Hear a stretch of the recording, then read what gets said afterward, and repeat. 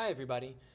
This demonstration of stoichiometry is going to have us figure out how much hydrogen is needed to react with a certain amount of nitrogen. That is, we're looking at both reactants in this reaction as opposed to a reactant and a product. And what you're going to see is that the process does not change. And the process always begins with step one, panic. Oh my goodness, this cannot be done. And then after we get over panic, we look for other steps like balance chemical equations. So we can balance this and see that it's balanced. And then third is we go through a plan where we try and figure out, okay, starting with grams, that's going to go to moles. And we're going to take that unit and bring it back to grams. So really, this seems like a very doable plan, and I think it's something we should work with. So here we have a balanced chemical equation. There are 2 moles of ammonia coming from 3 moles of hydrogen and 1 mole of nitrogen.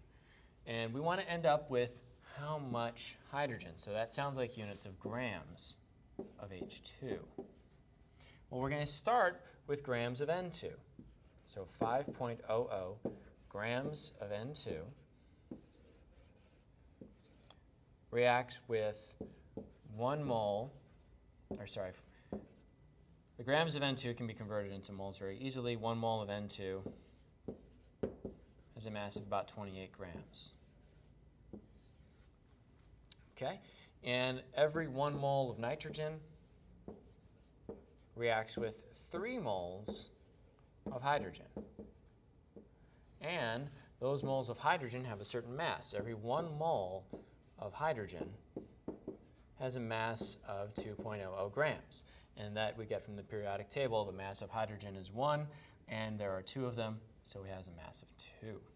So grams of nitrogen cancel, moles of nitrogen cancel, moles of hydrogen cancel. We're left with grams of hydrogen, which is exactly what we wanted to get to.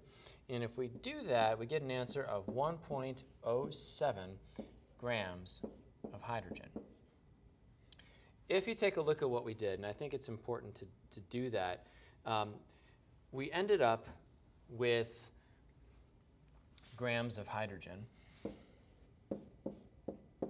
We started with grams of nitrogen. We converted that to moles of nitrogen, something we already know how to do. And then we look for a mole-to-mole ratio that's informed by our balanced chemical equation. So 3 moles of hydrogen come from 1 mole of nitrogen. And then we convert this into grams. So honestly, this is really a process that we've done several times before, and this is the only new step. I hope you found this helpful, and we will carry on from here.